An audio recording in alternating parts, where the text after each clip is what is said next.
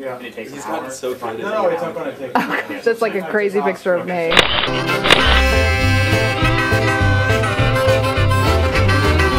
I like to smoke my old cigarette. I can chew tobacco most all the time. Tang, tang, chew tobacco, gang, tang, it's a chew tobacco rag. Tang, tang, tang, tang, it's a chew tobacco rag. If you chew tobacco, don't spit on the floor. Respect the rating above the door. Tang, tang, chew tobacco, gang, tang, it's a chew tobacco rag. Tang, tang, it's a chew tobacco rag. Just take your name. Are you ready? Stephen Atamian. Yeah. Can you tell us what is your role with the Global Brigade now? I'm the chairman and CEO of Global Brigades, the underlying nonprofit. Over the last 1.5 to 2 years, really wanted to create a multidisciplinary program that encompass bring involve other students so we can go into these villages and do more sustainable or strategic development type of work in them, and not just do international relief and medical work, but really provide a holistic program for students to get involved in to help these communities in the best way we could. And so from that, Business Brigades developed. And what a business brigade does is they go down to developing nations, either Honduras or Panama are the countries that we're working with right now, and they consult micro-enterprises. Vanessa, Lopez, and with the University of Washington Global Business Brigade group, we help them, whether or not they need marketing, sales, if they need help with their branding, or maybe if they don't understand their accounting procedures, and we help them with those kind of procedures. The goal is that with lack of infrastructure in Honduras, these are some of the most profitable ways for people to make a living. So, all right, what is your name? My name is Mitchell Colleran from the University of Washington. One of the biggest impacts to really bring people out of the poverty cycle is to consult these micro-enterprises and help them earn a little more income.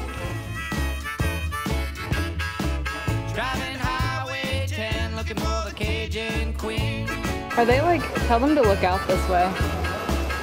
Are they on there? I can't really see. No? Oh, okay, because I think I was listening. Wave, you guys. Hello. Honduras.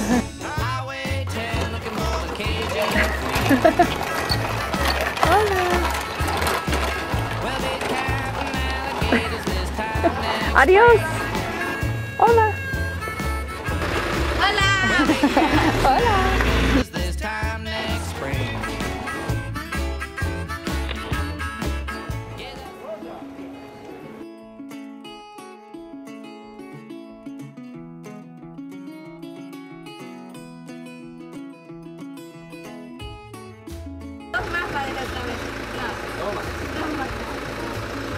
Jose! Vámonos.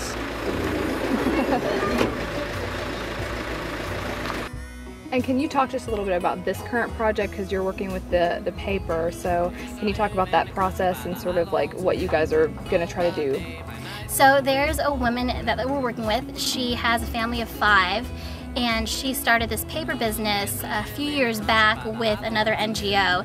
They showed her how to make paper and showed her the process of cutting the leaves, boiling it with a chemical to break it down, and then putting it in water, and then taking the water with a mold, which makes the paper, and then drying it for a couple of hours. And so what we did was we came down here to look at her process to see if there's anything we can improve on. And we found out that she has a really great demand here in Honduras, down in Tegus and over in Valle for her product. However, she can't make enough to support her demand.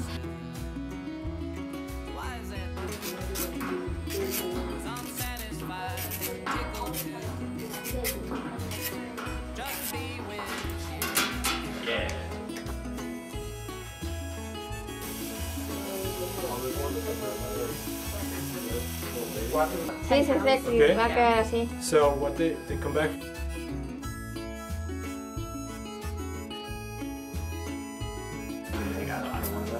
¿Cómo le llaman? Las cuchillas. Rápido. Llenarse aquí y entonces utilizamos otro y seguimos para si queremos hacer bastante. Se puede esperar. ¿Cuánto tiempo para producir? No, que es... ¿Cuánto tiempo es que dónde lo falta? Este es de hermoso. ¡Hasta mañana! ¡Hasta mañana! Nos vemos, ¿eh? Mañana en San Lorenzo. Sí. Mañana en San Lorenzo.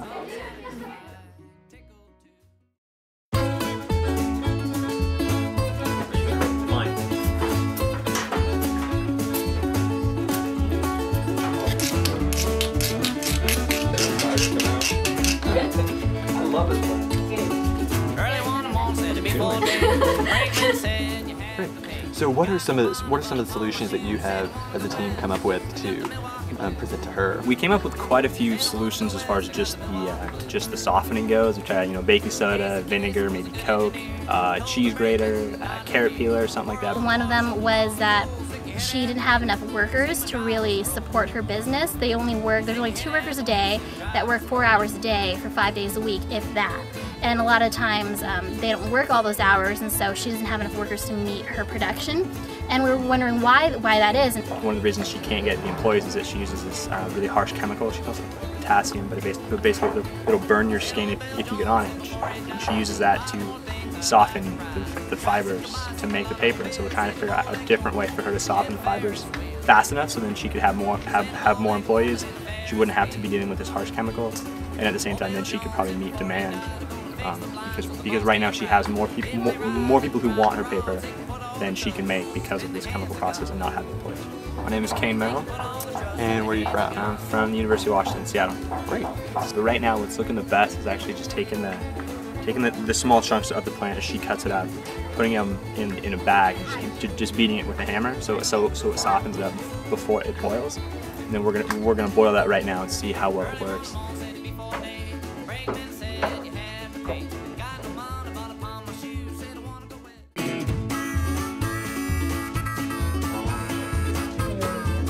Another show?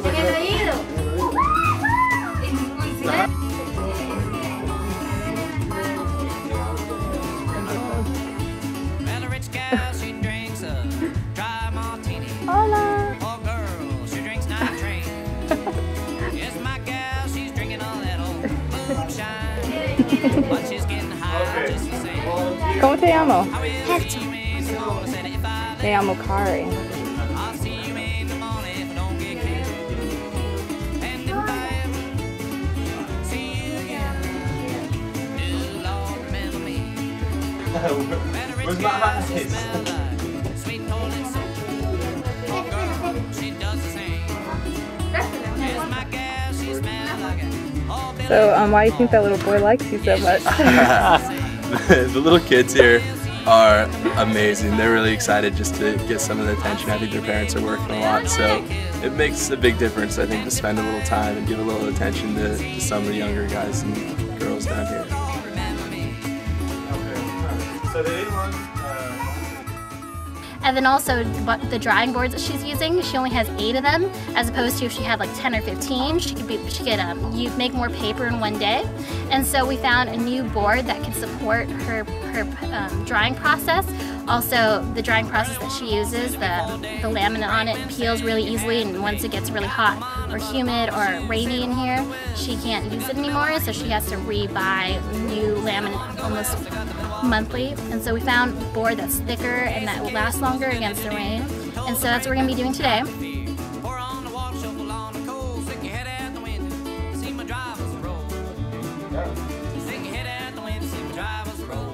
And then over the next couple of days, we're going to teach her a new accounting system because we want to teach her how to save money.